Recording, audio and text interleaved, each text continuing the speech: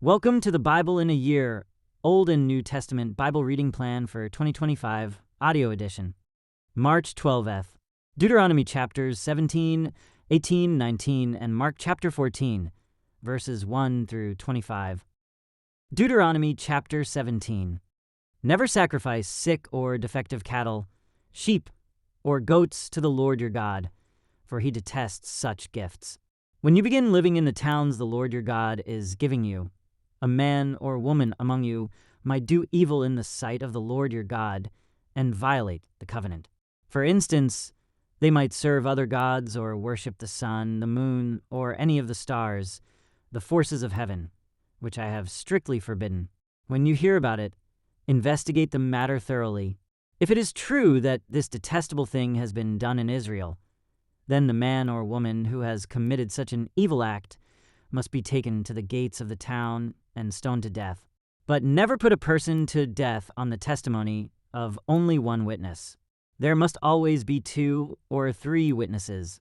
The witnesses must throw the first stones, and then all the people may join in. In this way, you will purge the evil from among you. Suppose a case arises in a local court that is too hard for you to decide. For instance, whether someone is guilty of murder or only of manslaughter, or a difficult lawsuit, or a case involving different kinds of assault. Take such legal cases to the place the Lord your God will choose, and present them to the Levitical priests or the judge on duty at that time. They will hear the case and declare the verdict.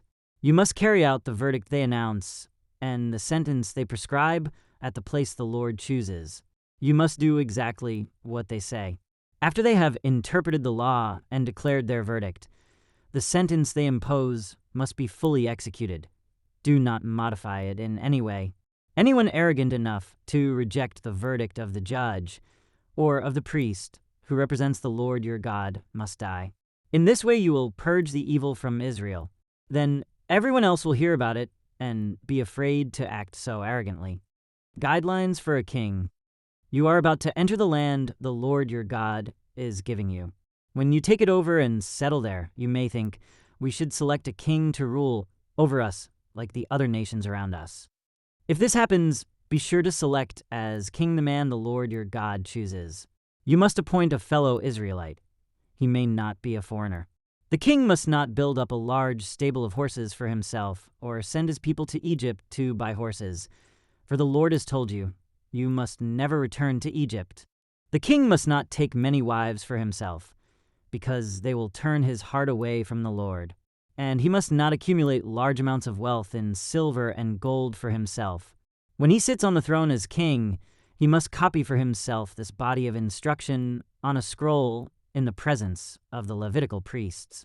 He must always keep that copy with him and read it daily as long as he lives. That way he will learn to fear the Lord his God by obeying all the terms of these instructions and decrees.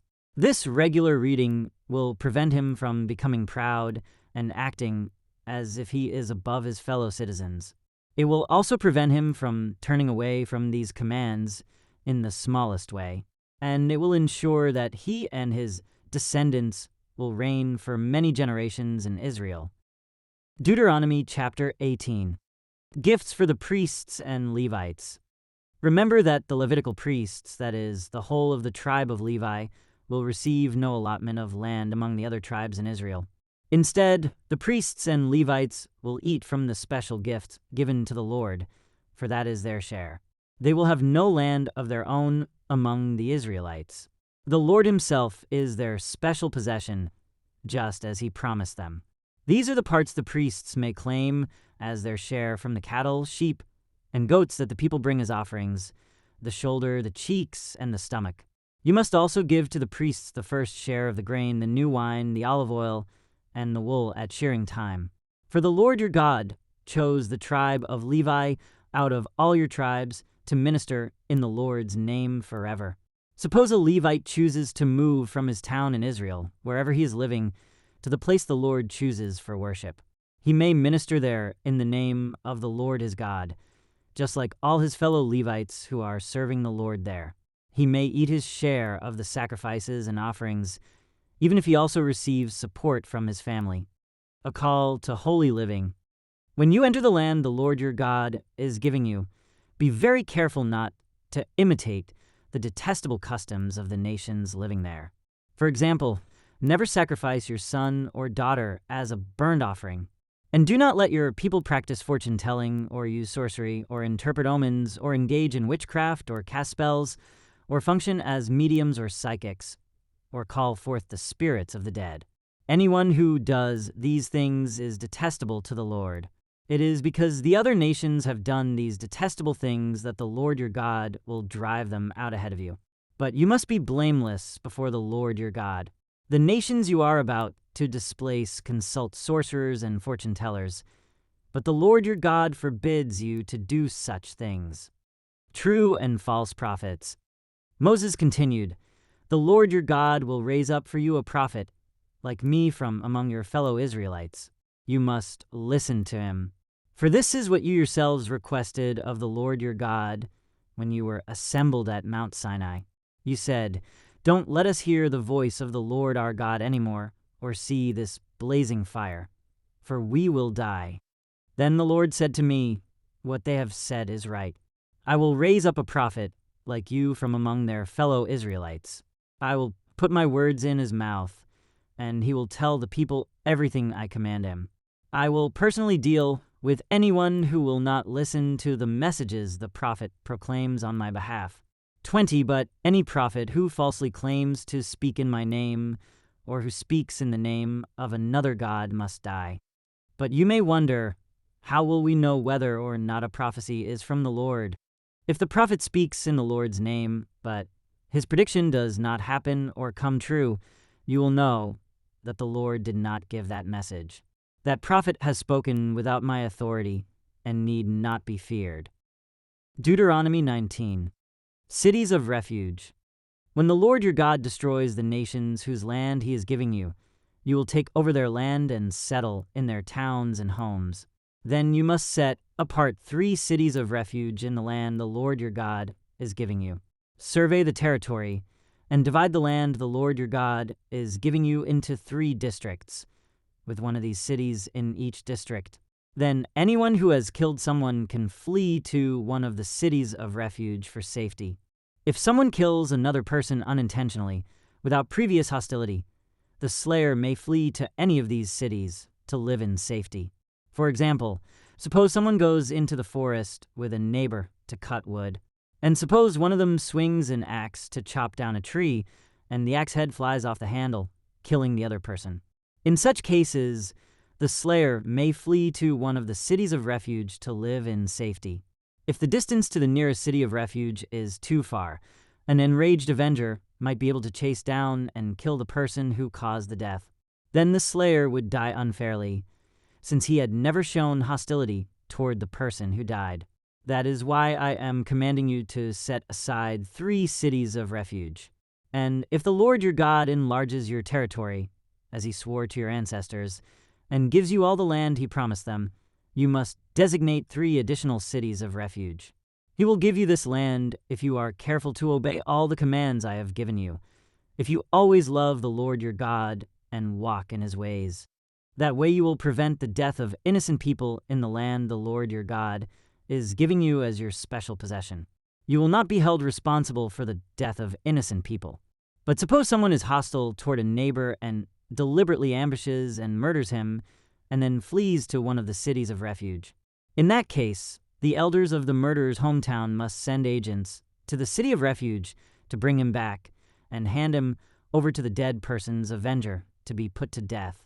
Do not feel sorry for that murderer. Purge from Israel the guilt of murdering innocent people. Then all will go well with you. Concern for justice. When you arrive in the land the Lord your God is giving you as your special possession, you must never steal anyone's land by moving the boundary markers your ancestors set up to mark their property. You must not convict anyone of a crime on the testimony of only one witness.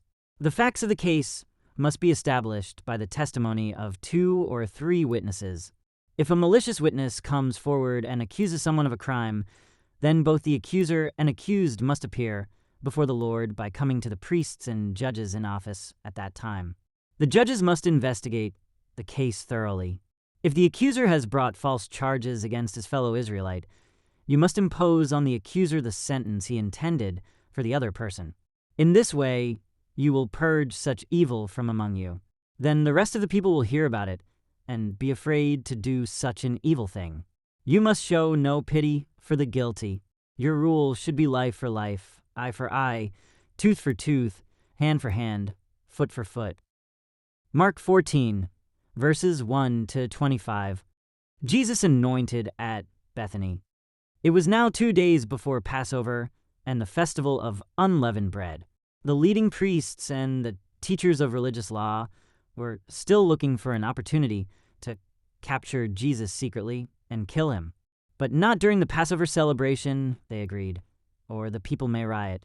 Meanwhile, Jesus was in Bethany at the home of Simon, a man who had previously had leprosy. While he was eating, a woman came in with a beautiful alabaster jar of expensive perfume made from essence of nard. She broke open the jar and poured the perfume over his head. Some of those at the table were indignant. "Why waste such expensive perfume?" they asked. "It could have been sold for a year's wages and the money given to the poor." So they scolded her harshly. But Jesus replied, "Leave her alone. Why criticize her for doing such a good thing to me? You will always have the poor among you, and you can help them whenever you want to, but you will not always have me. She has done what she could and has anointed my body for burial ahead of time. I tell you the truth, wherever the good news is preached throughout the world, this woman's deed will be remembered and discussed." Judas agrees to betray Jesus. Then Judas Iscariot, one of the 12 disciples, went to the leading priests to arrange to betray Jesus to them. They were delighted when they heard why he had come, and they promised to give him money. So he began looking for an opportunity to betray Jesus. The Last Supper. On the first day of the festival of unleavened bread, when the Passover lamb is sacrificed, Jesus' disciples asked him, "Where do you want us to go to prepare the Passover meal for you?" So Jesus sent 2 of them into Jerusalem with these instructions. "As you go into the city, a man carrying a pitcher of water will meet you. Follow him. At the house he enters, say to the owner," the teacher asks, "Where is the guest room where I can eat the Passover meal with my disciples?"